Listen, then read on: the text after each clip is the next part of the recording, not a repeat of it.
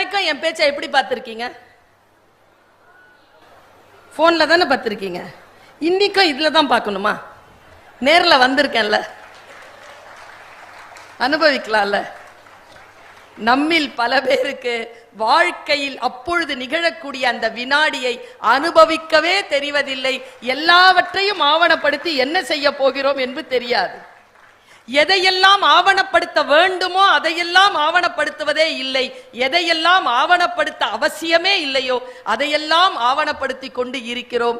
இன்றைய தலைமுறை இந்த போதையிலிருந்து வெளியில் வர வேண்டும் என்பதற்காகவே இன்றைக்கு என் மக்களிடத்தில் நான் பேசுவதற்கு தேர்ந்தெடுத்து கொண்ட தலைப்பு பெரிதினும் பெரிது கேள். சிறிய விஷயத்தை கேட்காமல் பெரிய விஷயங்களை எப்படி கேட்பது? நான் ஏதோ ஒரு வெளிநாட்டு பயணத்திற்கு